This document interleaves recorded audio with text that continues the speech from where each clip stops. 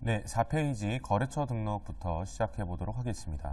자, 이카운트에서 거래처 등록이라고 하면 매입처, 매출처, 일반 소비자를 등록해 주시면 되는데, 즉 내가 이카운트에서 거래처로서 관리가 필요하다라고 생각을 하시면 등록을 해 주시면 되겠습니다. 자, 경로 따라서 한번 들어가 볼게요. 재고원 기초 등록에 거래처 등록에서 신규 버튼 눌러 보겠습니다. 재고원 기초 등록에서 거래처 등록으로 들어가 보겠습니다. 메뉴를 좀 확대하면서 보여드릴게요. 재고원 기초 등록에 거래처 등록. 이쪽 하단으로 오시면 왼쪽 하단에 보시면 지금처럼 신규 버튼이 하나 보일 거예요. 자, 저희 신규 버튼 클릭 한번 잡아 보겠습니다. 자, 신규 버튼을 눌렀을 때 제일 먼저 보이는 이 상단의 탭을 보실 수가 있는데, 이 탭은 저희가 이렇게 나눠 볼 거예요. 그래서 기본 탭부터 거래 부가 정보까지 중에서 한번 거래처 정보랑 부가 정보까지 한번 끊어 보고요. 기본 탭 따로 끊어 볼 건데, 자, 이 기본 탭이라고 하는 거는 첫 번째는 이제 즐겨찾기예요. 즐겨찾기. 내가 신규 버튼을 딱 눌렀을 때 제일 먼저 보였으면 좋겠다라고 하는 그런 즐겨찾기 그런 항목의 탭이고요. 두 번째로는 저희가 품목에서 한번 또 배워볼 건데, 엑셀로 일괄 업로드를 할 때 이 기본 탭에 있는 항목들만 엑셀로 타이핑을 치실 수가 있습니다. 그래서 크게 두 가지. 첫 번째는 내가 자주 쓰는 항목, 두 번째는 엑셀 자료 올리기 시 때 활용이 된다라는 거를 기억해 주시면 되고요. 그렇기 때문에 저희 교재를 한번 봐보시면 기본 탭부터 따로 배우지 않아요. 거래처 정보 탭부터 배우기 시작합니다. 왜냐? 거래처 정보나 여신단가나 부가 정보에 입력한 내용을 기본 탭으로 가지고 올 수 있으니까. 자, 그럼 저희 이제 거래처 정보부터 한번 봐보도록 해볼게요. 첫 번째, 거래처 코드 볼 건데요. 자, 이카운트에서 거래처 코드는 첫 번째 저희가 권고 드리는 거는 사업자 등록번호나 또는 주민번호라든지 그런 고유 번호를 권고 드리고 있습니다. 자, 이카운트에서 이 사업자 등록번호를 권고 드리는 데는 크게 두 가지 이유가 있어요. 첫 번째는 중복이 안 돼요. 이카운트는 프로그램이기 때문에 이 코드 기준으로 관리를 합니다. 거래처에 대한 잔액 관리도 할 거고 이력 관리도 할 거예요. 그런데 이 코드가 중복돼서는 그런 이력 관리가 정확하게 될 수가 없겠죠. 그렇기 때문에 프로그램에서 기본적으로 중복을 막아주고 있고요. 두 번째로는 이제 세금 계산서와 관련됐습니다. 자, 이카운트에서 거래처 코드로 세금 계산서를 발행하는 건 아니고요. 거래처 코드에 사업자 등록번호 10자리를 넣었을 때 하단에 보시면 세무신고거래처 번호가 기본값으로 거래처 코드랑 동일하게 따라오고 있습니다. 즉, 거래처 코드에 내가 세금 계산서를 발행할 수 있는 사업자 등록번호를 입력하시게 된다면 세무신고거래처 번호에도 자동으로 찍히기 때문에 신경 쓰실 필요가 없겠죠. 자, 그런데 저희는 임의 번호를 쓰고 있었어요. 또는 다른 ERP를 사용할 때 따로 저희가 부여한 번호가 있습니다 라고 할 때는 어떻게 해야 되냐, 거래처 코드 임의 번호 써주셔도 돼요. 거래처 코드에다가 1234라고 치고, 그럼 세금 계산서 발행을 못하나요? 그게 아니라 직접 입력 버튼을 누르고 나서 사업자 등록번호 10자리를 넣어주시면 되겠습니다. 자, 그래서 저희 교재 여기 메모 한 번만 해볼게요. 이미 가능한데 요거 같은 경우는 직접 입력해야 된다. 어떤 거를 세무신고 거래처 번호를 직접 입력해줘야 된다라는 것도 체크해 주시면 되겠습니다. 자, 저희 이메일 보기 전에 3번, 4번 먼저 한번 봐볼게요. 검색창 내용 볼 건데요. 검색창 내용은 저희 여기에다가 해시태그 기능이라고 좀 써볼게요. 자, 해당 업체에 대한 키워드를 입력을 해 놓을 거고요. 이 키워드로 나중에 저희가 검색도 해볼 겁니다. 자, 그러면 제가 한번 거래처에 등록되어 있는 이 네오아시아를 가지고 한번 들어가 볼게요. 네오아시아 클릭해서 거래처 정보 탭으로 들어간 다음에 마우스를 밑으로 내려서 검색창 내용에 제가 여기다가 저희 직원들은 네오아시아 어이를 꼭 네오아시아라고 칩니다. 그리고 이 네오아시아는 우리 회사의 매출처이고요. 그러면서 VIP처예요. 자, 지금 제가 키워드를 3개를 썼는데요. 3개를 쓸 때 저희 중간에 띄워쓰기만 넣어줬습니다. 따로 뭐 쉼표라던가 뭐 다른 특수 항목은 필요가 없어요. 띄워쓰기만 넣어주시면 되고요.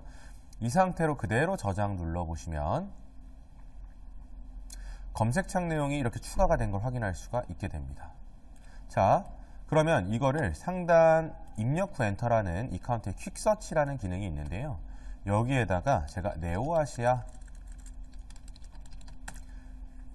라고 검색을 하게 돼도 네오 어이아시아로 검색이 되고요. 또는 우리 회사 매출처를 한번 보고 싶어요. 매출처만 했을 때도 검색을 할 수가 있습니다.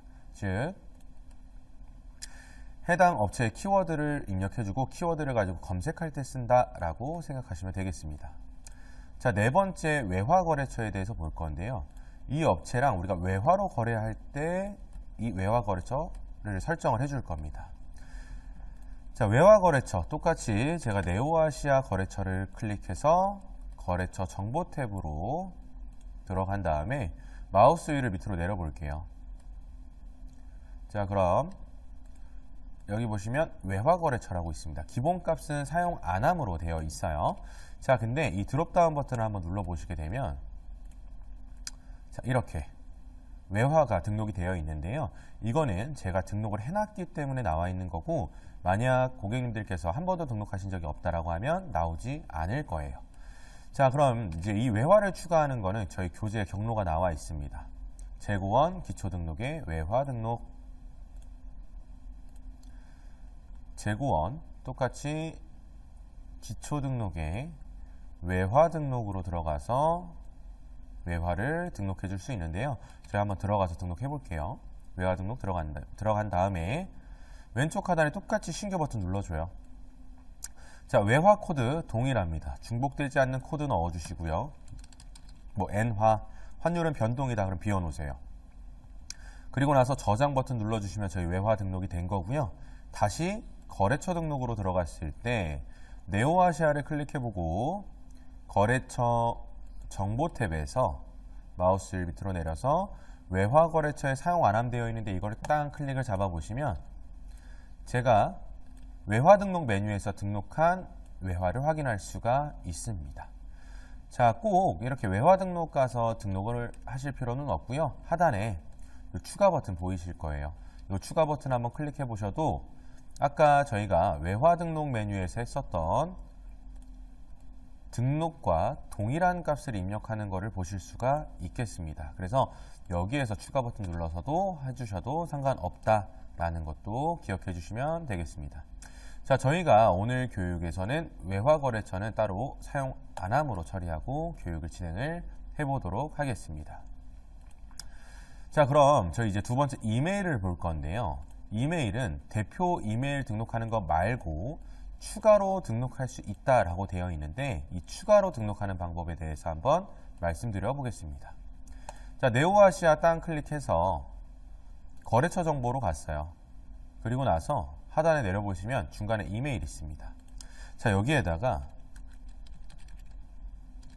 이렇게 네오네이버.com 이메일을 넣어주고 저장을 하게 되면 지금 저희가 한 거는 대표 이메일을 등록한 거예요.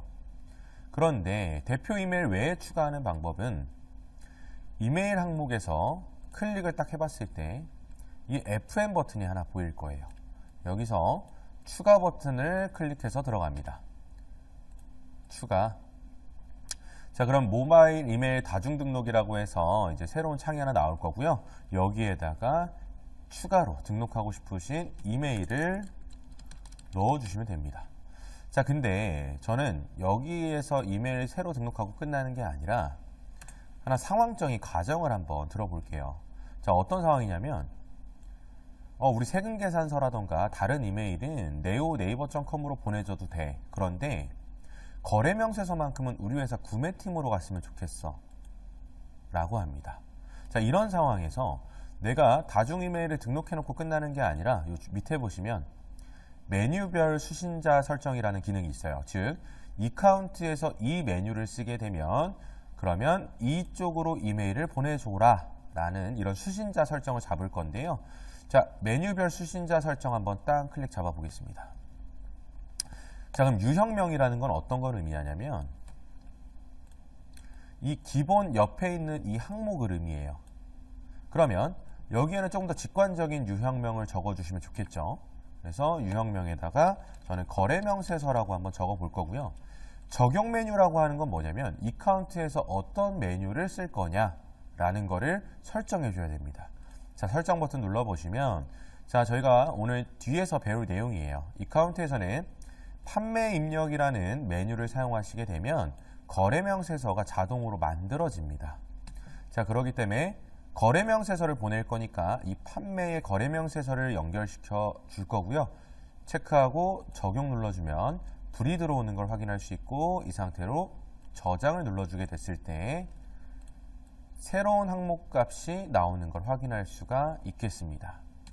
자, 그러면 저는 여기에다가 성명을 쓸 건데 저희는 근데 상대 회사에 성명을 잘 모르겠어요 라고 하는 경우에는 그냥 구매팀이라고 써주세요. 그리고 나서 해당 이메일 넣어주시고요. 거래명세서는 이 구매팀 이메일이 기본값 수신이다 라고 정해주고 저장 눌러주시면 끝납니다. 또 최종적으로 또 저장까지 한번 눌러주시면 되겠습니다. 자, 그럼 실제로 제가 거래명세서를 발송을 할 때 그 남훈 네이버로 들어가는지 한번 봐볼게요. 영업관리에 판매 입력을 제가 한번 빠르게 작성을 해보겠습니다. 거래처에 네오아시아. 자, 품목코드 더블 클릭해서 제가 아무거나 지금 한번 넣어 볼게요. USB 메모리 10개 5만원 저장. 조회 메뉴 들어가서 거래명세서 확인할 건데요. 판매 너무 빨리 넘어가는 거 아닌가요? 라고 생각하실 필요는 없어요. 뒤에서 배울 거니까. 자, 판매 조회 들어가서 인쇄 버튼 눌러서 거래명세서를 확인하실 거고요. 이 거래명세서를 이메일 버튼을 눌러봤을 때 하단에 보시면 네오네이버.com이 아니라 제가 아까 구매팀으로 설정해 놓은 이메일이 기본 수신값으로 나오는 것을 확인할 수가 있겠습니다. 자, 지금 저희가 하나 기억해 주셔야 되는 게 기초등록, 거래처 등록에서 이메일 항목이었고요. 이메일을 등록할 때 대표 이메일만 등록하는 게 아니라 FM 버튼 눌러서 추가 버튼 눌러준 다음에 다중 이메일을 등록해 줄 수 있었고요. 메뉴별로 수신자를 설정할 수 있었다라는 내용이었어요. 자, 요거 교재에 이렇게 FN 버튼으로 다중 이메일 등록 가능하다라고 한번 남겨놓겠습니다.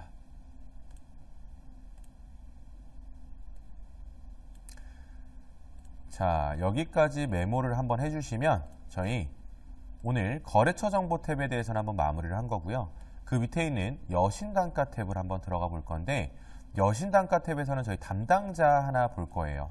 자, 여기서 담당자라는 거는 우리 회사 직원입니다.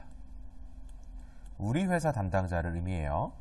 이 회사가 우리 회사 상대하는 담당자가 아니라 우리 회사 직원을 의미합니다. 자, 이 담당자를 활용하게 됐을 때는 우리 담당자별로 뭘 조회할 수 있냐면 채권이랑 채무를 조회해 줄 수가 있어요. 즉 영업사원별로 매출이나 또는 매입에 대한 이런 비교 자료를 만들어 줄 수 있다라는 게 하나의 큰 특징이고요. 자, 담당자 이렇게 항목을 봐서 제가 여기에다가 아무 이름이나 땅 치게 되면 나오지 않아요. 왜냐? 이 카운트에서 이렇게 돋보기 모양으로 나와 있는 거는 코드 값이라고 생각을 해주세요. 코드 값. 자, 코드 값이라는 건 뭐냐? 내가 이미 등록이 되어 있어야지 쓸 수 있다라는 거고요. 이 담당자는 우측에 보시면은 좌측이죠. 좌측에 보시면은 사원 담당 등록에서 이 담당자 등록하시면 이 담당자로 확인하실 수 있고요. 또는 돋보기 버튼 눌렀을 때 왼쪽 하단에 신규 버튼 보이시죠? 이 신규 버튼을 통해서도 담당자를 등록해 줄 수가 있겠습니다. 자, 여기까지 저희 여신단가 탭 한번 보고요. 그 다음 4번 입력 항목의 탭 이동을 한번 볼 거예요. 자, 이건 무슨 뜻이냐면 제가 이렇게 네오아시아 다시 들어가서 한번 봐볼게요. 자, 아까 제가 이 기본 탭이 있고 다른 각각의 항목의 탭이 있다 그랬어요. 자, 입력 항목의 탭 이동이라는 건 거래처 정보에서 입력한 걸 기본 탭으로 옮기는 거고요. 여신 단가에 있는 항목을 기본 탭으로 옮기는 거예요. 왜냐? 기본 탭은 즐겨찾기니까. 자, 저는 담당자를 등록할 건데 담당자를 등록할 때마다 제가 여신 단가를 눌러서 등록해 줘야 돼요. 굉장히 번거롭죠. 자, 이런 경우에 이제 기본 탭에 있으면 제가 한 번에 등록할 수 있는 거잖아요. 자, 그럴 때 어떻게 하냐면 우측 상단 옵션에 입력 화면 설정으로 들어갑니다. 내가 입력하는 화면을 설정해 주겠다라는 뜻이고요. 자, 입력 화면 설정 클릭. 자, 그리고 나서 기본 탭에서 마우스를 올려보시면 추가 설정 숨기기가 나올 거예요. 자, 저희 여기서 담당자를 추가해 볼 건데 그럼 저희 추가 버튼 눌러줘야겠죠. 저는 담당자를 맨 밑에 추가해 줄 거예요. 그러면 거래처 계층 그룹에 마우스 올려서 추가 버튼 눌러줄 거고요. 상단 입력 후 엔터에 담당자라고 검색을 해보시면 여신단가 탭에 담당자를 확인할 수가 있게 됩니다. 체크하고 적용 눌러주시고 저장까지 누르겠습니다. 자, 저장까지 누르게 되면 하단에 담당자 추가된 거 보이시죠? 이제부터는 신규 버튼 눌렀을 때 하단에 담당자 추가된 거를 확인할 수가 있게 됩니다. 자, 이렇게 내가 입력하고자 하는 항목을 이동하고 싶을 때 이런 입력 항목의 탭 이동 기능을 쓰시는 거고요. 경로는 이렇게 나와 놨어요. 입력화면 설정 들어가서 양식 설정을 해주면 되는데, 자, 이걸 쓰는 이유 3번이 사실 중요합니다. 첫 번째, 내가 자주 쓰는 항목을 설정하고 싶을 때 쓰는 거고요. 두 번째, 사실 이 두 번째 때문에라도 기본 탭이 좀 중요해요. 내가 엑셀로 일괄로 자료를 업로드하고 싶을 때 기본 탭에 있는 항목만 엑셀로 쓸 수 있다 라는 거를 꼭 기억해 주셔야 되는데, 이 두 번째 내용은 저희가 뒤에서 엑셀 관련된 교육과 품목에서 실습도 준비해 놨으니까 그때 다시 한번 더 말씀을 한번 드려보도록 하겠습니다.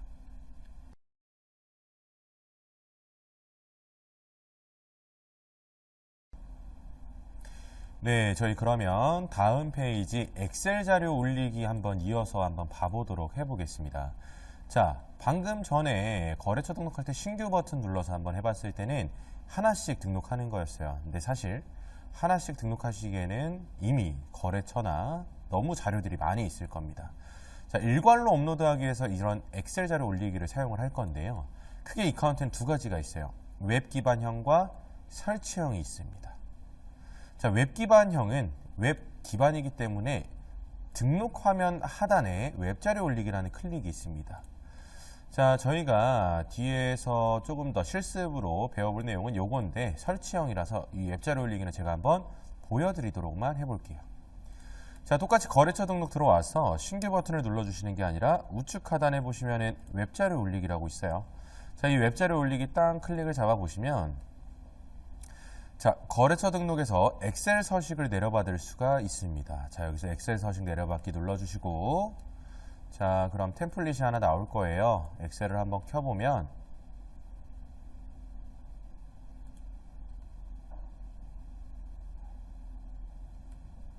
엑셀 파일이 하나 열리게 될 건데 여기에다가 입력을 해 주실 거예요. 여기에다가. 자, 이쪽에다가 거래처 코드에다가 동일하게 우리 사업자 등록번호 또는 임의번호 확인해서 입력해 주시면 되겠고요. 상호 이름에 제가 이렇게 3카운트. 자, 이렇게 입력을 다 끝냈다면 어떻게 할 거냐면 첫 번째 빼고 두 번째부터 쭉 복사를 해줘요. 그리고 나서 복사해 주신 다음에 붙여넣기 하고 저장 눌러줍니다. 그럼 성공으로 나오게 되고요. 실제로 등록도 완료가 된 거를 볼 수가 있겠습니다. 자, 이 웹자료 올리기 방식은 저희가 설치형과 어떤 가장 큰 차이가 있냐면 이 웹자료 올리기는 300건을 올릴 수 있어요. 300건 한 번에 올릴 때. 그럼 엑셀 자료 올리기 설치형은 10,000건이다 라고 생각하시면 되겠습니다. 자, 그럼 오늘 저희가 배울 주 내용입니다. 설치형. 이건 어디 가서 먼저 설치를 해줘야 되냐면 셀프 커스터마이징 다운로드의 엑셀 자료 올리기 기능에서 다운로드 버튼을 눌러줍니다. 자, 셀프 커스터마이징 다운로드에서 엑셀 자료 올리기 설치 프로그램을 다운을 받아 주셔야 돼요. 이건 각 PC마다 다운을 다 받아 주셔야 되겠습니다. 자, 이렇게 설치를 하게 되면 엑셀을 켰을 때 상단에 이카운트라는 탭이 하나 보이게 될 겁니다. 자, 이 이카운트 탭을 들어가서 내가 이제 입력을 하는 게 엑셀 자료 올리기 설치 프로그램의 기능이다 라고 하는 거고요. 즉 엑셀에다가 연동 걸어준다라고 생각해 주시는 거예요. 이카운트를. 자, 그러면 10,000건 업로드 할 수 있고 300건 업로드 할 수 있는데 이거를 사용할 수 있고 없고가 정해져 있어요. 엑셀 자료 올리기 즉 설치형을 쓰려고 한다라고 하면 MS 엑셀 2007 이상 버전에서만 설치가 가능해요. 즉 뭐 구글 스프레드시트라던가 뭐 한셀 이런 것들은 설치형을 쓸 수가 없습니다. 그러면 저희는 스프레드시트랑 뭐 한셀 이런 거 쓰는데요 라고 하시면 웹자료 올리기를 써주셔야 되겠죠. 근데 보통 요즘에 2024년이다 보니까 이제 2007 이상 버전은 다들 사용하실 거예요. 그래서 크게 뭐 구글 스프레드시트나 한셀 안 쓰신다라고 하시면 엑셀 자료 올리기 설치형을 사용하실 수 있겠습니다. 자, 그러면 이 엑셀 자료 올리기 설치형 같은 경우에는 어떤 식으로 활용이 될 거냐면 첫 번째, 신규 코드를 등록할 수 있어요. 즉 일괄로 등록할 수 있습니다. 일괄로. 또 기존 코드 자료를 일괄로 수정할 수도 있어요. 기초 코드만 업로드하는 게 아니라 이력, 전표 같은 경우도 업로드 해줄 수 있어요. 그리고 기존에 있던 자료를 백업 받을 수도 있습니다. 다만 저희 여기에다 메모 하나 남겨놔 볼게요. 엑셀 시트는 변경하지 않기. 요거 하나 꼭 적어 놓을게요. 자, 이 엑셀 시트를 변경하지 않는다라는 거 지금 잘 그려지지 않을 수 있는데 요것도 다시 한번 저희가 엑셀 관련된 실습하면서 말씀 한번 드려보도록 하겠습니다. 자, 여기까지 저희가 이제 엑셀 자료 올리기까지 마무리를 한번 해보고요. 저희 그러면 이어서 다음 페이지로 한번 넘어가 보겠습니다.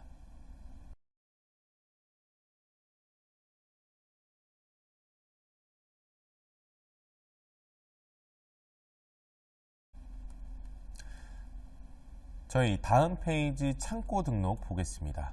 창고 등록은 그렇게 어렵지 않아요. 우리 회사가 물건을 보관하고 있는 장소를 등록한다라고 생각하시면 되겠고요. 경로 바로 들어가 볼게요. 재고원 기초 등록에 창고 등록에 신규 버튼 들어가 보겠습니다. 재고원 기초 등록에 창고 등록 들어가서 왼쪽 하단에 나와 있는 신규 버튼 클릭. 자, 여기서 창고 코드 중복되지 않는 고유의 코드인 거고요.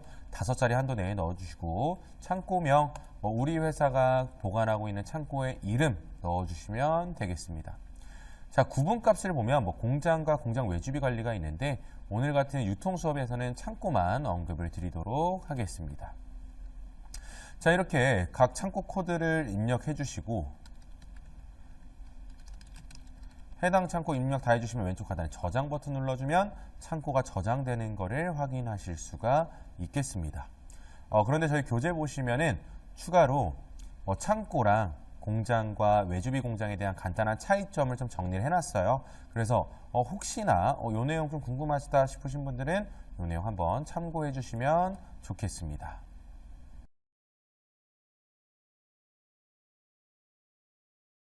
7페이지 품목 등록 시작하도록 하겠습니다. 자, 품목 등록이라고 하면 우리 회사가 어떤 품목을 관리할 거다, 그 품목들 재고 수량 관리할 거다, 또는 이력 관리 필요하다, 이런 내용들을 저희 품목 등록을 다 진행을 먼저 할 거예요. 근데 저희가 오늘 유통업이다 보니까 주로 상품에 대해서 진행을 한번 해보도록 하겠습니다. 자, 경로 재고원 기초 등록에 품목 등록 메뉴로 들어가서 신규 버튼 눌러 보겠습니다. 다시 재고원 기초 등록에 품목 등록으로 들어가서 왼쪽 하단에 나와 있는 이 신규 버튼 눌러서 들어가 볼게요. 자, 신규 버튼 땅 클릭해 보면 여기서도 마찬가지로 거래처와 동일하게 각각 탭에 대해서 한번 확인을 해볼 수가 있어요. 자, 기본 탭이라는 거는 여기서도 마찬가지입니다. 첫 번째 사용하는 이유는 즐겨찾기, 두 번째는 엑셀 자료 올리기 시에 사용이 된다. 이게 두 가지 이유가 있습니다. 자, 그렇기 때문에 여기에서도 품목 정보부터 시작을 해볼 거예요. 자, 품목 정보 땅 클릭 잡고 들어가 보면 품목 코드가 나와 있는데요. 품목 코드부터 시작하겠습니다. 품목 코드는 중복되지 않는 고유의 코드를 넣어주시면 돼요. 이카운트에서 코드는 거래처 코드도 마찬가지고요. 모든 코드 다 중복만 안 되면 됩니다. 중복은 안 된다. 자, 근데 이 거래처 코드는 한번 내부적으로 회의를 해서 이제 정해 주셔야 되는데 그 이유가 일괄로 변경이 안 돼요. 변경이 안 됩니다. 하나하나씩 하시거나 다 지우고 다시 올리시거나. 그래서 품목 코드 우리가 어떤 품번에 대한 어떤 순서나 체계를 짤 때는 내부적으로 회의를 해서 한번 골라주시는 것을 추천드리겠습니다. 그리고 이카운트에서는 이 코드 기준으로 재고 수불을 관리합니다. 재고의 수불 기준을 관리해요.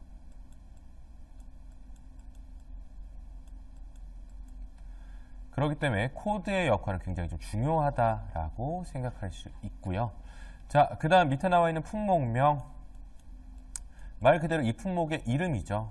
그리고 거래명세서에 제일 먼저 나올 이름이라고 생각해 주시면 되겠습니다. 자, 저희 교재 들어가 보시면은 이렇게 품목 코드, 품목명 두 가지 한 거 봤는데요. 품목 코드 여기에다가 저희 한번 넣어놓을게요. 일괄 변경이 안 된다. 라는 거 기억해 주시고, 자, 품목명은 내가 직접 전표를 입력할 때 수정할 수 있으나 수불은 코드로 발생한다. 이것도 하나 꼭 기억해 주세요.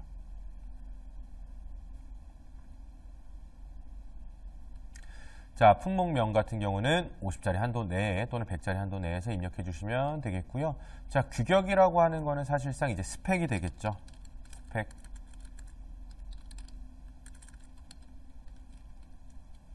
스펙을 넣어주시면 됩니다. 자, 규격에 스펙 들어가고, 자, 단위 넣어주시고, 품목 구분을 한번 볼 건데요. 자, 유통업에서는 사실은 크게 신경 쓰실 건 없어요. 상품만 기억하시면 되겠습니다. 그래서 품목 구분에 상품 기본적으로 체크되어 있으니까 요거 써주시면 되는데, 저희는 뭐 운반비, 설치비,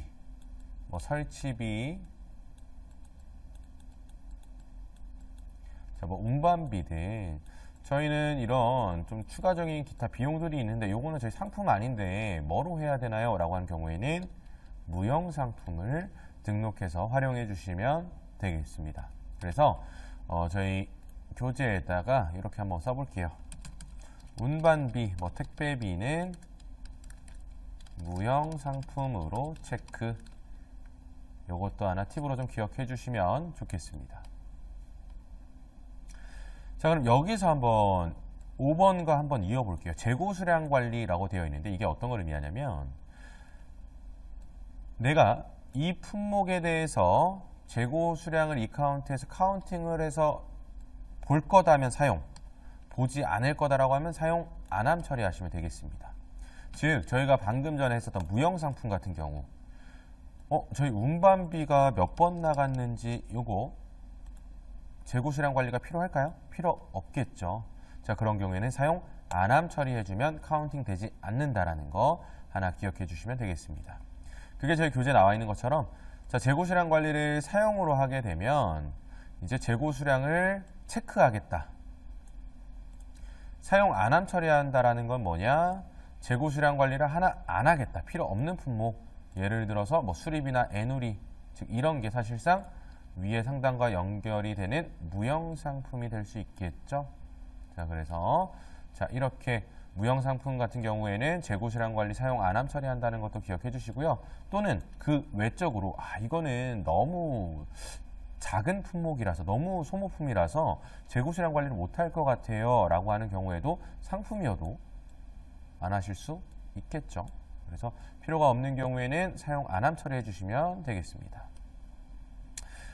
자, 6번째 세트를 한번 볼 건데요. 이카운트에서 세트라는 건 어떤 개념인지 한번 봐보도록 해볼게요. 이카운트 상품을 눌렀을 때 세트 여부가 나오는데, 자, 한번 제가 어떤 상황으로 한번 말씀을 드려볼 거냐면 이렇게 가정을 해볼게요. 자, 무선 마우스와 슬림 노트북을 따로따로도 팔아요. 그렇지만 이거를 같이 해서 이렇게도 판매를 합니다. 신학기 노트북 세트,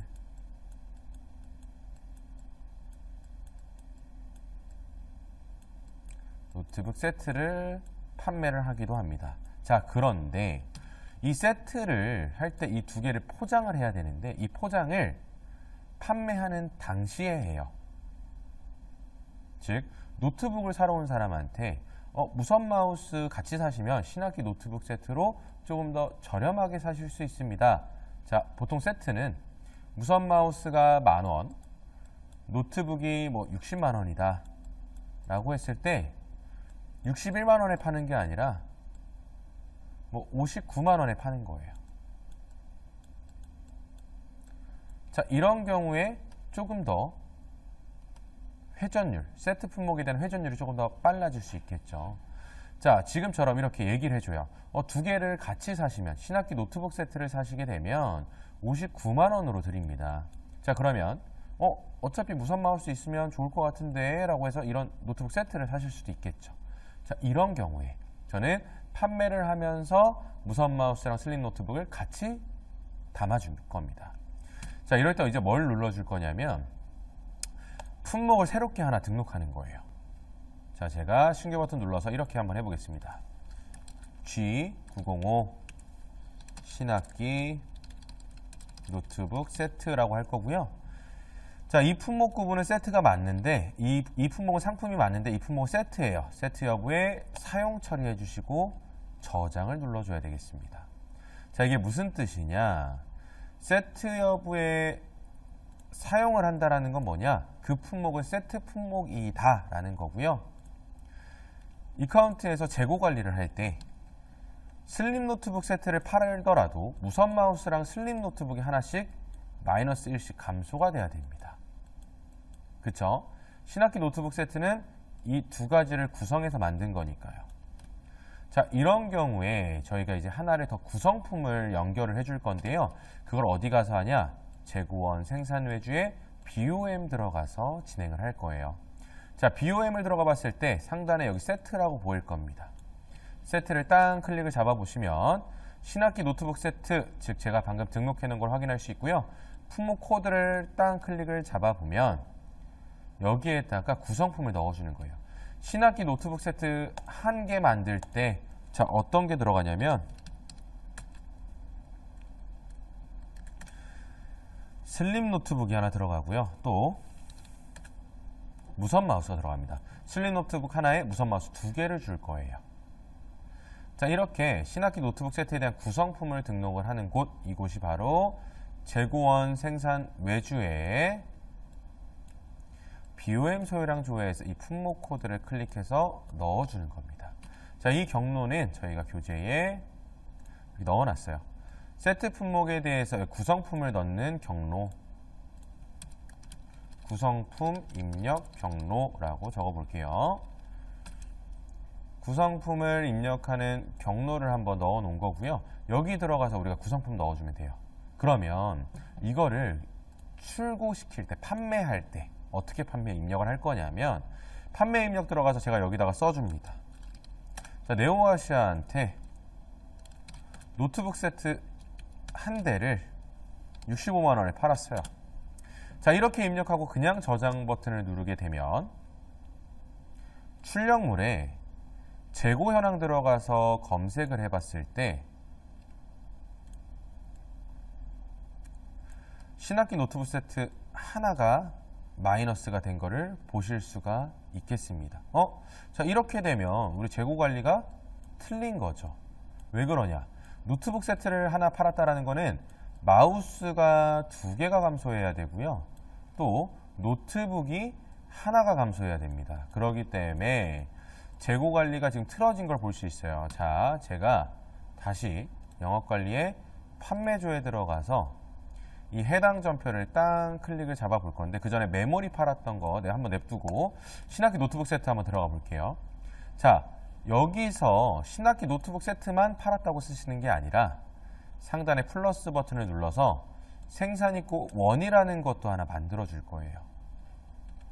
생산입고 원 눌러주시고, 내가 이거 포장했다, 생산전표 생성했다 라고 체크하고 저장 버튼 눌러주시면 다시 한번 저희가 출력물에 재고 현황을 들어가서 검색 버튼 눌러서 한번 봐보면, 자, 이제 재고가 맞게 됐죠. 슬림 노트북 하나가 없어졌고요. 무선 마우스가 2개가 감소하게 되었습니다. 자, 원래 재고가 0이었던 상태에서 판매를 했기 때문에 마이너스로 나온다는 거 하나 참고해 주시고요. 그러면 노트북 세트는 어떤 식으로 재고 수량이 나오는지 한번 봐볼게요. 서치 버튼 눌러서 품목에다가 세트, 노트북 세트만 검색해서 재고 수량이 0 포함도 체크한 다음에 검색해 볼게요. 자, 그랬더니 현재 재고 수량이 0이라고 나와요. 왜 0인지 품목 코드를 눌러서 재고 수불부를 봐보면, 자, 이렇게 나올 겁니다. 생산이 됐는데 바로 판매가 됐다. 즉, 내가 포장하자마자 팔았다라는 뜻이에요. 저희 미리 포장해 놓는데요. 그거는 제조가 되겠습니다. 포장 작업을 넣어 주셔야 돼요. 근데 이카운트에서 이 세트라는 거는 내가 판매 입력과 동시에 포장을 해서 판매를 하겠다. 자, 그게 이카운트에서의 세트 사용 방법이었습니다. 그래서 두 번째, 그냥 첫 번째만 해서 끝나는 게 아니라 두 번째, 판매 입력할 때 상단에 플러스 버튼에 생산 입고 버튼을 눌러 주시고 생산 전표 생성 대상을 체크를 해줘야지 재고가 정확하게 맞아 떨어진다라는 거 기억해 주셔야 되겠습니다.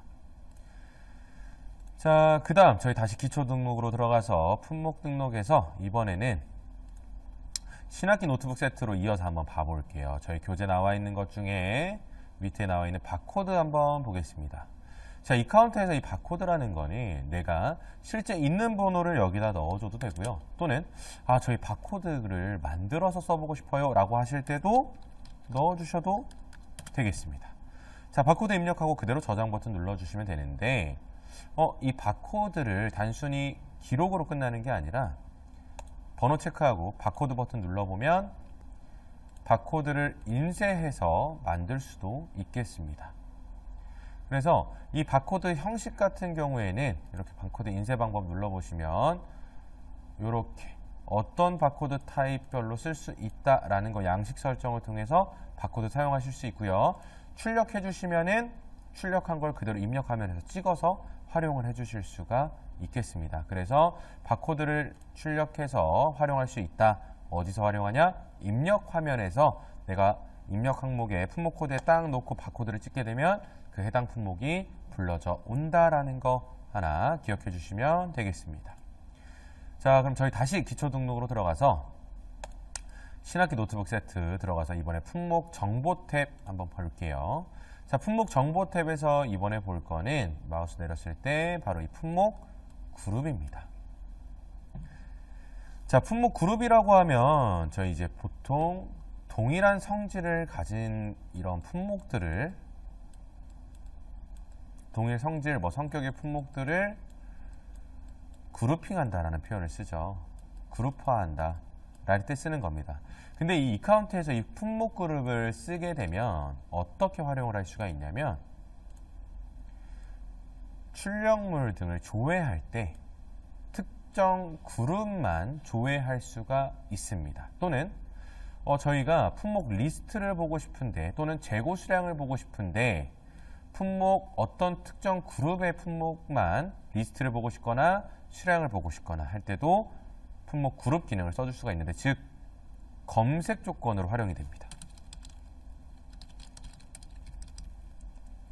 검색 조건으로 활용이 된다라는 건데요. 자, 이렇게 한번 보여드릴게요. 검색 조건으로 활용이 됩니다. 자, 그럼 이 품목 그룹은 어떤 식으로 등록하고 어떻게 활용되는지 한번 보여드리도록 해볼게요. 자, 이렇게 한번 잡아보겠습니다. 자, 전자기기 그룹을 하나 만들어 볼 거고요. 전자기기 중에 고가품과 뭐 소모품 등으로 나눠서 또 그룹을 한번 나눠보도록 해볼게요. 자, 똑같이 품목 들어가서 품목 정보 탭으로 들어가 보겠습니다. 그리고 마우스 휠 밑으로 내려서 품목 그룹 1 돋보기 눌러보시면 그룹을 만들어 줄 수 있어요. 신규 버튼 눌러서 품목 그룹 1에다가는 전자기기라는 걸 한번 써볼게요. 자, 그리고 품목 그룹 2에다가는 고가품, 또 소모품 등으로 한번 나눠보겠습니다. 자, 그러면 제가 이 신학기 노트북 세트는 전자기기에 해당이 되고요. 그 중에서 고가품입니다. 그리고 저장. 자, 무선 마우스를 들어가 봤을 때 품목 정보 탭에서 똑같이 들어가서 보면 이것도 전자기기 그룹인데요. 이건 소모품이에요. 그리고 저장. 자, 이런 식으로 특정한 그룹을 계속 넣어주는 거예요. 품목별로. 자, 그럼 어떻게 활용을 할 거냐면 품목 리스트에서 전자기기 그룹만 보고 싶어요. 서치 버튼 눌러서 품목 정보 탭 들어간 다음 마우스를 밑으로 내려서 품목 그룹 1에다가 전자기기, 그리고 나서 검색 눌러주세요. 그러면 전자기기 그룹만 나옵니다. 자, 그러면 이번에는 제가 어떻게 해볼 거냐면 전자기기 말고 저 소모품 그룹만 보고 싶어요. 그리고 나서 검색해보면 이렇게 또 소모품만 검색을 할 수가 있어요. 즉 품목 그룹 1, 2, 3이 있지만 이거는 각각의 개별 조건으로 검색할 때 활용할 수가 있다라는 겁니다. 꼭 1번 중에 2번, 2번 중에 3번 이렇게 꼭 안 추리고 나 3번만 보고 싶어, 나 2번만 보고 싶어도 가능하다라는 거 기억해 주시면서 품목 그룹을 활용해 주시면 좋겠습니다. 자, 그럼 저희 이어서 세 번째 수량 탭 한번 봐보도록 해볼게요. 자, 수량 탭에서는 저희 이 안전재고 수량 하나 봐볼 겁니다. 다시 기초 등록 들어가서 슬림 노트북을 들어가 본 다음에 안전재고 수량, 수량 탭에 안전재고 수량이라는 걸 넣어 볼 거예요. 자, 근데 이 안전재고 수량이라는 거는 어떤 거로 기억해 주시면 되냐면 최소 보유 수량,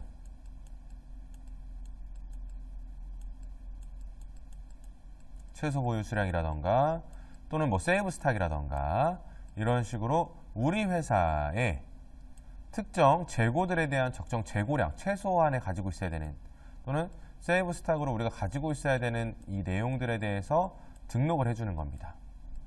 근데 이런 안전재고 수량은 어떨 때 보통 활용이 될 거냐면 저희 이거 인기가 너무 좋아요. 회전이 너무 빨라서 우리 최소 이 정도는 가지고 있어야 됩니다.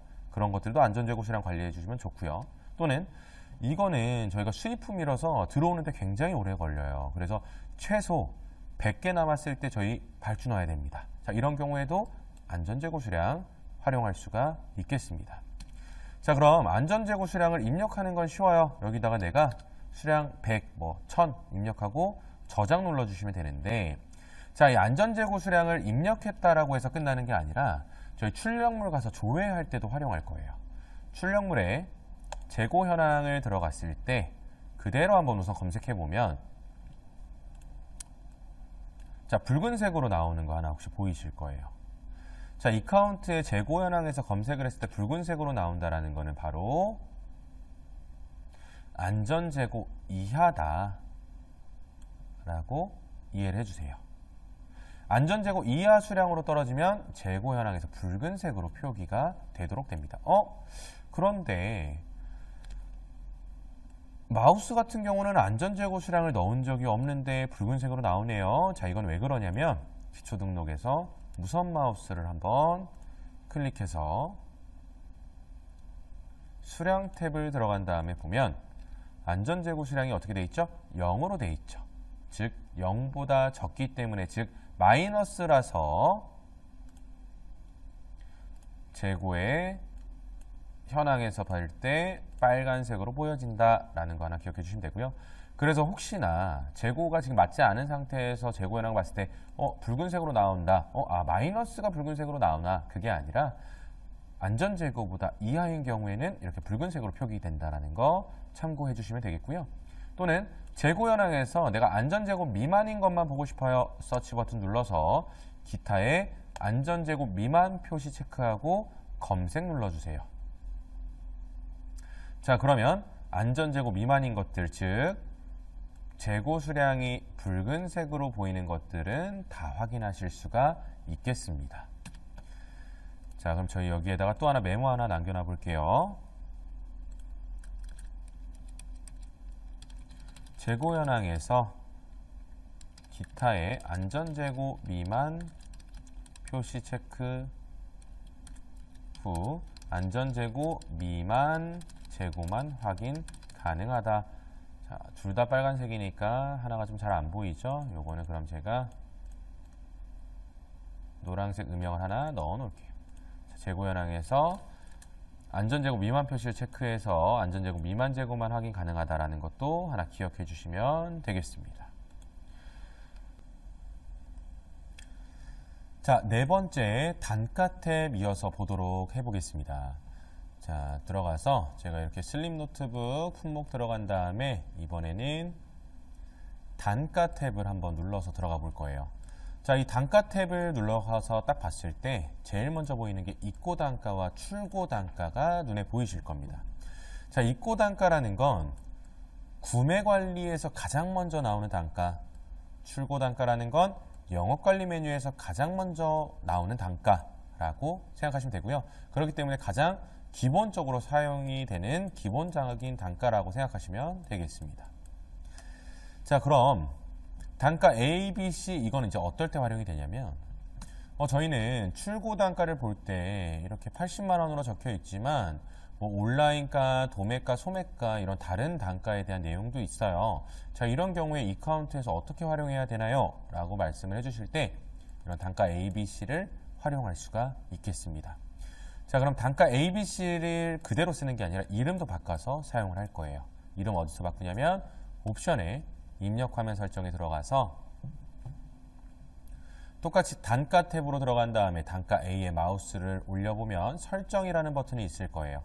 설정 버튼 클릭, 표시명에다가 온라인가, 또 단가 B는 설정 버튼 눌러서 뭐 도매가, 단가 C도 설정 버튼 눌러서 뭐 소매가 입력해 주시면 되겠습니다. 자, 이런 식으로 이름을 바꾸고 저장을 눌러주시면 단가 탭을 갔을 때 도매가, 소매가, 뭐 온라인가 이름 바뀐 걸 확인할 수 있고요. 여기에다가 이제 금액 넣어주실 수가 있겠습니다. 뭐 온라인가는 78만 원, 도매가는 83만 원, 뭐 소매가는 뭐 85만 원 이런 식으로 입력해 주시고 저장 눌러주시면 되는데요. 자, 이거를 이제 어떻게 활용할 거냐면 영업관리의 판매 입력 메뉴로 들어가서 제가 여기에다가 슬림 노트북이라는 걸 쳐볼 거예요. 그럼 제일 먼저 80만 원이 나옵니다. 근데 저희 이거 80만 원이 아니라 저희 온라인가를 좀 써보고 싶어요. 또는 뭐 도매가를 불러오고 싶어요. 자, 이런 경우에는 F6 버튼을 눌러주시면 단가 기록해 놓은 거, 입력해 놓은 걸 보실 수 있고요. 자, 온라인가 클릭해서 잡을 수도 있겠습니다. 자, 또는 80만 원인데 이 카운트는 부가세가 따로 나눠졌는데 저희 이번에 합쳐서 80인데요 라고 하는 경우에는 단가에서 F4 버튼을 눌러주시면 부가세가 빠지게 되면서 합계 금액이 80만 원으로 나오는 걸 볼 수가 있겠습니다. 자, 그럼 저희 여기에다가 이렇게 적어 볼게요. F6 버튼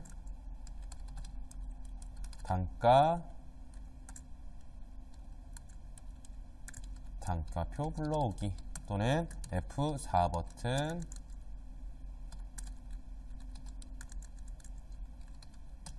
부가세 분리. 사실 이 단가표라고 생각하셔도 되는데 단가 탭이라고 조금 더 써볼게요. 우리가 단가 탭에 써놓은 걸 불러올 거니까 F6 버튼은 단가 탭 불러오기, F4 버튼은 부가세 분리한다 라는 것도 하나 기억해 주시면 되겠습니다. 자, 저희 다음 페이지를 가보면 사실 이 기본적인 단가 말고도 3번, 4번 저희는 단가 방식이 조금 더 있습니다. 자, 그럼 세 번째 최종 단가를 먼저 한번 봐보도록 해볼게요. 자, 최종 단가라고 하면 즉 어떤 내용이냐면 직전에 거래된 단가를 적용할 때 최종 단가를 씁니다. 즉 시가, 농수산물이나 이런 경우에는 저희 시가 이런 거 많이 관리할 텐데 이런 시가 관리할 때 최종 단가를 쓸 건데요. 내 마음대로 최종 단가가 자동으로 불러져 오는 건 아니고요. 기초 등록에 단가 관리의 특별 단가 등록을 가보면 단가 관리의 단가 적용 순서 설정으로 가볼게요. 단가 적용 순서 설정으로 가보면 최종 단가를 내가 사용하겠다 안 하겠다 설정을 해줘야 돼요. 사용 처리하고 확인 눌러주시고 저장 눌러주시면 이제 쓸 수가 있게 되는데 한번 봐보도록 해볼게요. 판매 입력 들어가서 제가 이렇게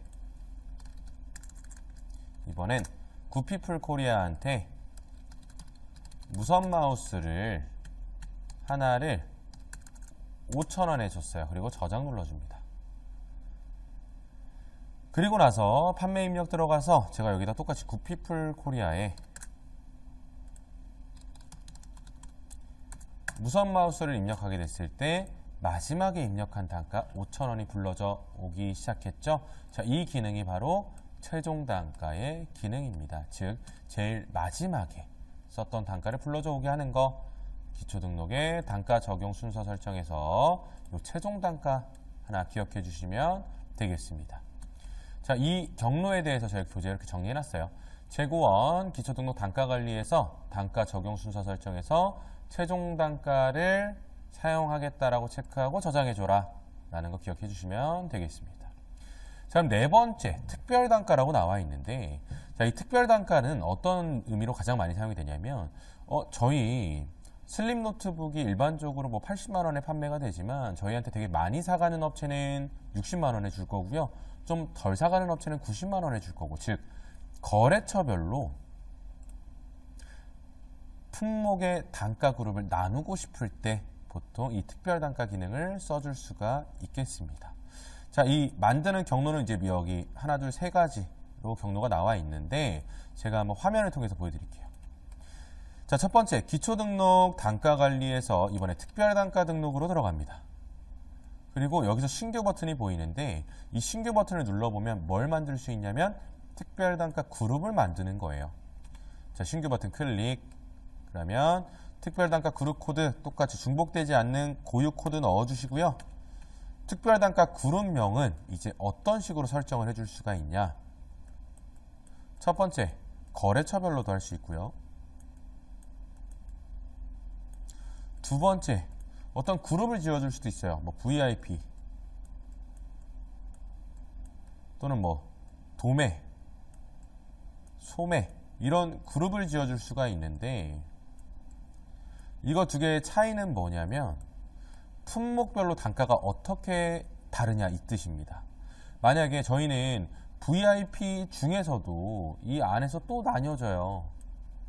어떤 거래처는 1,000원, 어떤 거래처는 500원 이렇게 나뉘어집니다. 사실 이거는 VIP라고 그룹을 잡을 수가 없어요. 왜냐? 결국 거래처별로 품목의 단가가 다르기 때문에. 그래서 지금 보시면은 우측으로 제가 화면을 좀 봐보면 품목 설정을 그룹별로 잡아줘요. 그래서 특별 단가 그룹에 어떤 품목의 단가가 얼마인지가 딱딱딱 정해져 줘야 됩니다.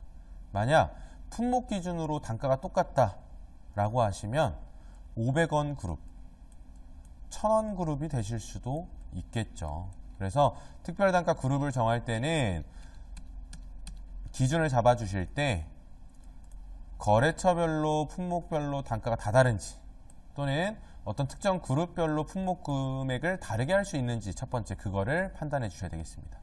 우선 저희는 오늘 1번으로 한번 예시를 드려볼게요. 자, 특별단가 그룹에다가 이렇게 네오아시아라고 그룹을 적어 놓을 거고요. 그럼 네오아시아라는 그룹이 생겨납니다. 그럼 여기에 거래처를 연결해 줘야 돼요. 거래처 설정 들어가서 추가 버튼 눌러준 다음에 거래처의 네오아시아 영업단가 그룹은 내가 판매할 때 그룹이고요. 구매단가 그룹은 내가 구매할 때 그룹을 의미합니다. 영업단가 그룹 체크, 저장 눌러주시고요. 그럼 이렇게 불이 들어오게 돼요. 이 그룹의 거래처가 설정이 됐다라는 뜻이에요. 자, 그럼 품목 설정 들어가서 이번에 어떤 거 해볼 거냐? 신규 버튼 눌러서 자, 케이스가 뭐 3만 원이다 라고 저장을 잡아 놓을게요. 자, 그리고 이번에는 제가 이번에 02로 해서 구피플 코리아도 그룹을 한번 만들어 볼 건데, 자, 여기에 거래처 설정은 추가 버튼 눌러서 구피플 코리아로 연결해 줄 거고, 영업단가 그룹이고 저장 눌러 줄 겁니다. 그리고 닫기. 여기도 마찬가지로 품목 설정에서 신규 버튼 눌러서 케이스가 3,200원에 판매가 됩니다 라고 정해주는 거예요. 자, 품목은 동일한 품목인데 그룹에 따로따로 들어갈 수 있어요. 그렇지만 거래처는 제가 여기에다가 네오아시아를 넣고 영업단가를 치고 저장을 누르면 이런 알람이 떠요. 하나의 그룹에는 거래처가 중복될 수가 없다 라는 뜻이고요. 조금 더 정확하게 말씀드려보면 그룹별로 거래처가 중복될 수 없다라고 이해해 주시는 게 조금 더 정확하겠습니다. 그래서 그룹별로 거래처는 1대1로 매칭이 돼야 된다. 다른데 또 속할 수는 없다라는 거 기억해 주시고요.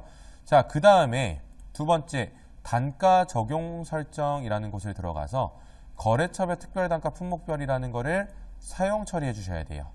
제가 지금 화면상에서는 저희가 교육용 코드다 보니까 자동으로 사용 처리가 되어 있지만 고객님들께서 따로 설정을 잡아주신 적이 없다라고 하면 사용 안함으로 되어 있을 겁니다. 자, 그래서 꼭 사용 처리해 주시고요. 그 다음 영업관리에 판매 입력 들어가서 제가 이렇게 써볼게요. 거래처에 네오아시아 넣어주고요. 케이스를 넣게 됐을 때 3만 원이 불러져 오고요. 자, 가격 차이가 좀 크죠? 구피플 코리아에 이번에는 케이스를 쳤을 때는 3,200원으로 나옵니다. 즉 거래처별로 이 단가를 아예 지정해 버리셔서 이 차이를 볼 수 있다라는 것을 확인하실 수 있는데, 자, 이때 유의해 주실 게 하나 있는 게, 특별단가 잘 등록해 주셨어요. 근데 판매 입력 화면에서 그냥 케이스라고 치면 출고 단가를 가지고 와요. 그렇기 때문에 출고 단가가 없으면 0원으로 나올 거고요.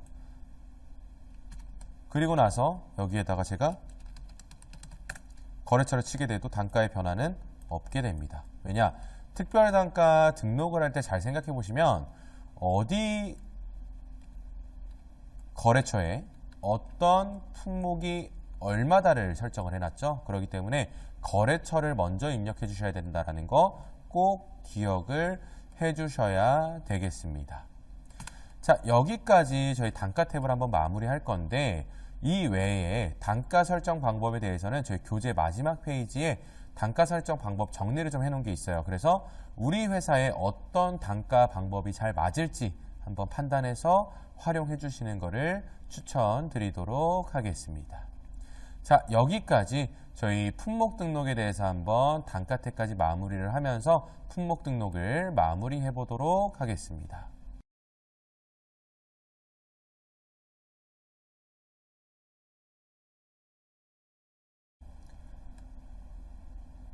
네, 9페이지 등록자를 변경하기 한번 이어서 봐보도록 하겠습니다. 자, 경로 따라 들어가 볼게요. 재고원 기초 등록의 품목 등록 하단에 변경 버튼이라고 나와 있습니다. 자, 재고원 기초 등록 품목 등록에서 하단에 변경 버튼 이거 보이실 거예요. 자, 그냥 변경 버튼을 체크해 보시면 선택된 자료가 없다라고 나올 거고요. 내가 바꿀 거를 체크할 겁니다. 자, 저는 USB 메모리와 신학기 노트북 세트 땅 클릭해서 단위를 한 번에 넣어 줄 거예요. 땅땅 체크해 주시고 하단에 변경 버튼 눌러 주시고요. 자, 지금 제가 바꿔야 되는 건 단위죠. 단위 항목 체크하고 적용.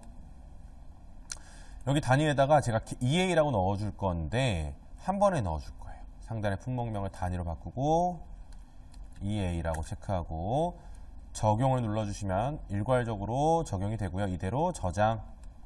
그러면 어떤 보안 문구 같은 거 하나 나올 거예요. 이거 바뀌면 그 전으로 돌아갈 수 없다라는 거고요. 이상 없으시면 보안 문구에 맞춰서 입력을 해주시면 되겠습니다. 하고 확인 누르시게 되면 성공으로 나오게 되는 거 확인할 수 있고요. 자, 그대로 다 한번 닫아보면 USB 메모리와 신학기 노트북에 EA가 들어가는 거를 확인할 수가 있겠습니다. 자, 그러면 하나씩 바꾸고 싶으면 해당 품목 들어가서 내가 바꾸고 싶은 거 해당 단위나 이런 것들 변경해 주시는 거를 추천을 드리도록 하겠습니다. 그리고 나서 저장. 왜냐? 하나씩 바꿀 때 굳이 체크하고 변경 버튼 눌러서 보안 문구 선택하실 필요 없겠죠. 그래서 직접 들어가서 변경해 주시는 거를 오히려 추천을 드리도록 하고요. 이 하단에 나와 있는 등록 자료 변경하기 이 방법은 하단의 등록 자료 변경하기 버튼은 일괄로 변경할 때 사용하는 거다라는 거고, 여기에도 나와 있죠. 품목 코드는 일괄로 변경이 불가능하다라는 거 참고해 주시면 되겠고요. 자, 저희 블로그로 이렇게 넣어놨어요. 엑셀을 이용해서 일괄 변경의 다른 방법이 있는데, 자, 어떻게 할 수 있냐면 첫 번째, 웹자료 올리기에서 품목 등록 자료 변경하기 탭을 이용할 수가 있겠습니다. 자, 어떻게 되냐? 하단에 웹자료 올리기 버튼 눌러서 상단에 품목 등록 자료 변경하기 버튼 눌러보시면 어떤 거 바꿀 건지 나와요. 나 단위 바꿀 거야 체크해 주시면 되는데, 이때 하나 팁은 품목명을 항상 체크해 주세요.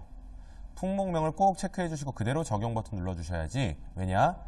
품목 코드만 봐서는 그 이름을 모르거든요. 그래서 품목 코드를 바꾸지 않더라도 품목명은 꼭 체크해 주시고 해당 바꿀 거 체크한 다음에 엑셀 서식을 내려봤는데 등록한 자료 포함해서 받아주세요. 여기 마우스만 한번 올려서 등록한 자료를 포함해서 받아주시면 되겠습니다. 그리고 나서는 동일하게 입력한 거 복사 붙여넣기 해주시면 등록 자료 변경은 되고요. 두 번째 엑셀 설치형 같은 경우는 자료 입력하기 클릭해서 품목 등록 자료 변경하기라는 이 메뉴를 활용할 건데요. 저희가 엑셀 실습에서 한번 보여드렸던 내용이다라고 생각해 주시면 되겠습니다.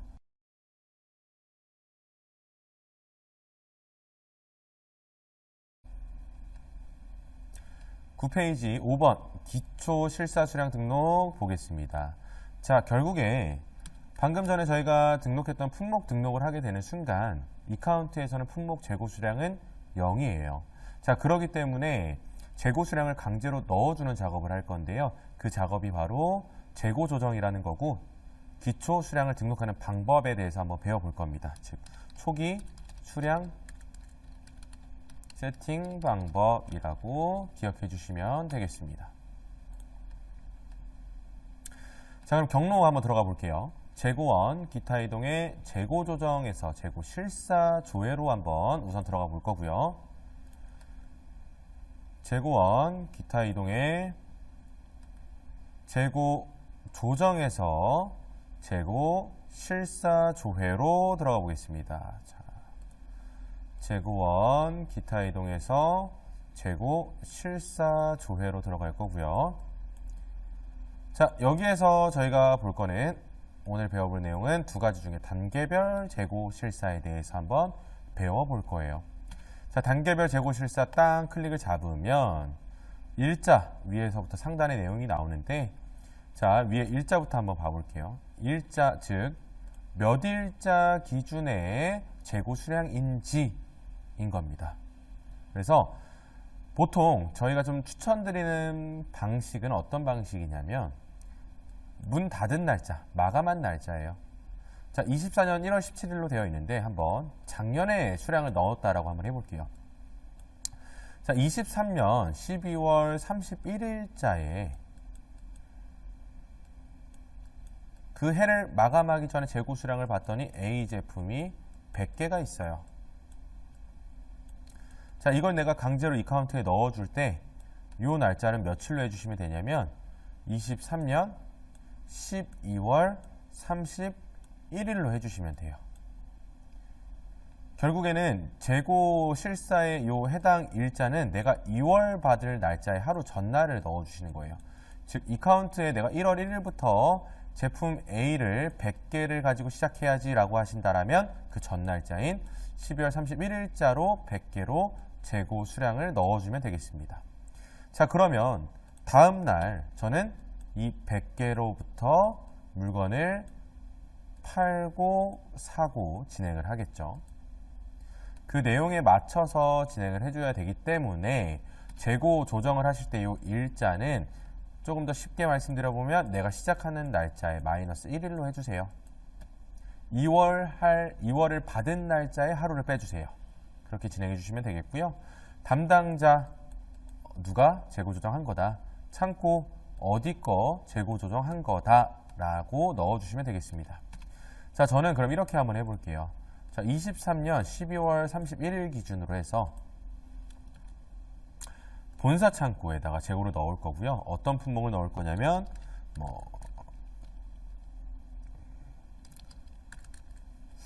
더블 클릭해서 품목을 한번 봐보겠습니다. 리스트를 한번 보고 케이스에 대한 재고를 한번 넣어 볼게요. 자, 품목 코드에다가 케이스 현재 재고 수량이 5,000개가 있다.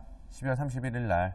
그래서 1월 1일부터 5,000개를 시작할 거다라고 체크를 하고 그대로 저장 버튼을 누르시게 되면 뭔가 알림이 떠요. 이게 무슨 뜻이냐면 재고 조정이 체크가 되어 있지 않대요.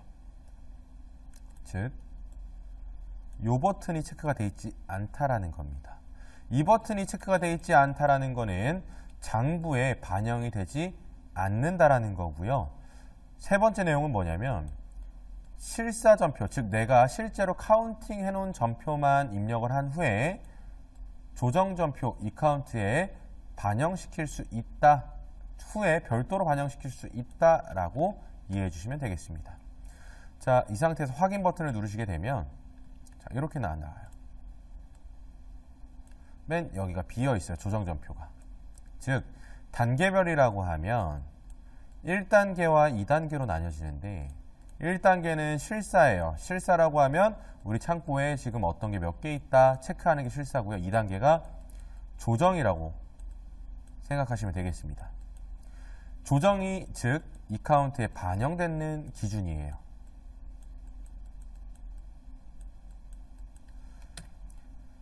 이 단계가 없다라는 건 출력물에 반영이 안 됐다라는 겁니다. 그렇기 때문에 이 상태는 지금 그냥 실사 수량의 임시 저장 상태고요. 재고 조정할 거다라고 하면 이대로 체크 땅 잡아주시면 되고요. 그랬더니 그 옆에 뭐가 하나가 떴어요. 실수량을 변경하지 않은 품목의 수량은 0으로 조정하겠다. 이게 무슨 뜻이냐? 현재 이 창고에 이 품목 말고도 여러 가지 품목들이 재고 현황에서 쭉 찍혀날 거예요. 그런데 이 품목 말고는 나머지는 다 0이었으면 좋겠어요. 그럴 때 제가 여기에다가 슬림 노트북 0, 메모리 0 이렇게 넣어주는 게 아니라 이것만 5,000개고 나머지 다 0이야.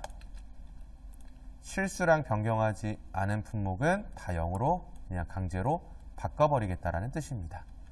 자, 그래서 체크 한번 해제하고 제가 우선은 지금 상태로 저장을 한번 잡아 볼 거고요. 이 상태로 저장을 하게 되면 우측 하단에 이렇게 메신저가 떠요. 토스트 팝업이 뜹니다.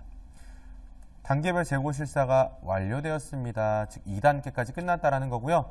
출력물에 재고 현황을 들어가서 제가 1월 1일자로 한번 검색을 해보면 자, 케이스가 지금 5,000개가 찍혀 있는 걸 보실 수가 있겠습니다. 자, 다시 재고원 기타 이동에 재고 실사 조회 메뉴로 들어가서 볼 건데 지금 저희가 한 게 방금 단계별 재고 실사였어요. 자, 교재 들어가서 다시 한번 비교를 해서 보면 자, 제가 한번 왔다 갔다 한번 해볼게요. 자, 재고 조정 체크해야지 반영이 된다. 미체크한 경우에는 임시 저장 상태다라는 거 기억해 주셔야 되고요. 실수량을 0으로 변경하지 않은 품목의 수량은 0으로 조정하겠다. 이 내용은 내가 수량 입력하지 않은 품목의 재고 수량을 0으로 바꾸겠다. 조정 시 내가 0으로 바뀌어야 된다라고 하면 체크해 주시는 거예요. 0으로 될 필요 없으면 체크 안 해주셔도 상관없습니다. 자, 자, 그대로 저희 다음 페이지 넘어가 보면 이제 이 작업 순서를 하나 좀 대표적으로 넣어놨어요. 자, 여기에 나와 있는 작업 순서는 사실 굉장히 FM적입니다. 실제로는 보통 어느 정도까지 하시냐면 단계별 재고 실사 한번 하시고 재고 현황 확인하시고 제가 방금 했던 것처럼 이렇게 확인을 하고 있는데, 자, 이 잔량재 집계가 두 번이나 껴여 있는데 이게 어떤 걸 의미하냐면 재계산이라고 생각해 주세요. 재계산. 재계산 기능. 즉 프로그램의 어떤 품목에 대한 수량이 쭉 카운팅이 되고 있을 거예요.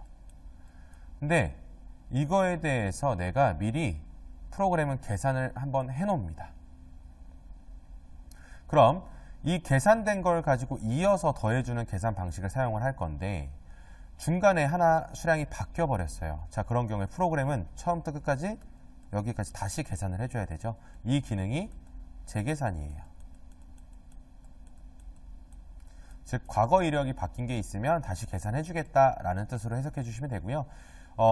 재고 수량을 넣기 전에 재계산을 한번 해주는 이유는 실제 재고 현황의 100개가 맞는지 다시 한번 계산 한번 돌려봐라 이런 뜻입니다. 자, 그거는 이제 FM적인 방법이고요. 실제로 단계별 재고 실사 한번 입력해 주시고 재고 현황 확인 한번 해주시면 되겠습니다. 편집 제한 일자 같은 경우는 저희가 기초 프로그램 설정할 때 한번 말씀드렸던 내용이라서 따로 한번 넘어가 보도록 하겠습니다. 자, 작업 순서를 쭉 마무리를 해서 재고 조정을 한번 저희가 해봤는데요. 자, 저희 11페이지 재고 조정 유의사항 이어서 한번 봐보도록 하겠습니다. 자, 사실 여기 내용 한번 별표 한번 좀 쳐주세요. 왜냐하면 이 세 가지 내용으로 인해서 전화 상담 문의가 상당히 많이 오는 것들을 좀 대표적으로 골라봤습니다. 자, 첫 번째, 실사전표의 일자 수정이라고 되어 있는데요. 자, 한번 들어가 볼게요. 재고 실사조회에서 해당 입력 일자를 딱 클릭해서 날짜를 바꾸려고 들어갔더니 날짜 변경이 안 돼요.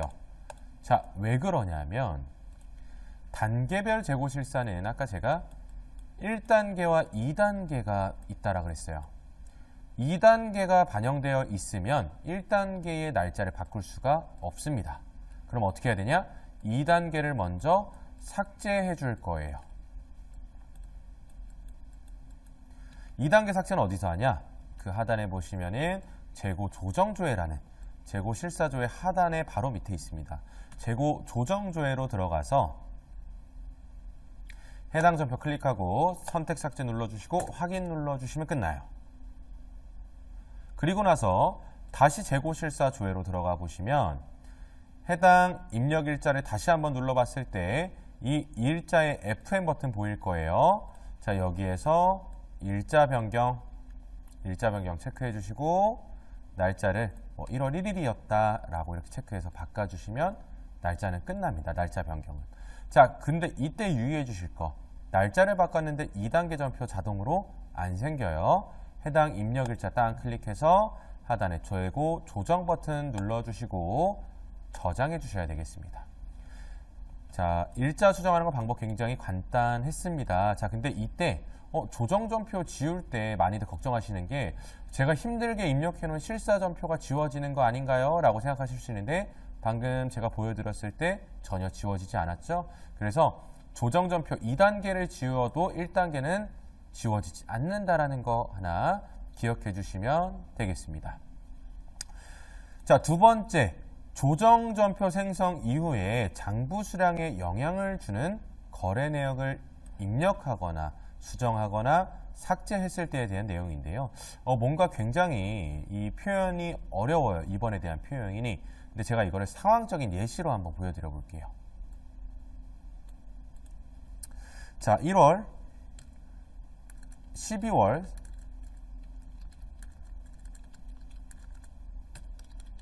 31일자로 A 제품 100개 재고 조정했습니다.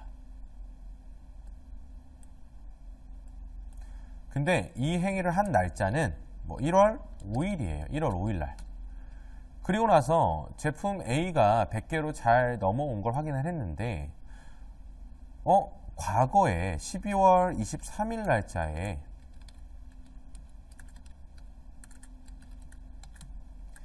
A 제품 30개를 판매 입력한 걸 까먹은 거예요. 그래서 판매 입력을 추가로 입력했습니다. 자, 이것도 1월 5일 날 한 거예요. 근데 이거는 오전에 있고 이거는 오후에 했습니다. 자, 그러면 실제로 재고 수량은 100개가 맞아요. 왜냐? 30개 팔아서 100개였던 거거든요. 자, 이런 경우 이렇게 말씀하세요. 저희 그럼 31일자를 130개로 바꿔야 되나요? 재고 조정 수량을 바꿔야 되나요? 라는 건데 실제 31일 날은 100개가 있었습니다. 그럼 130개로 굳이 하실 필요가 없어요. 자, 이런 경우에 다시 재고 수량을 100개로 바꾸는 방법은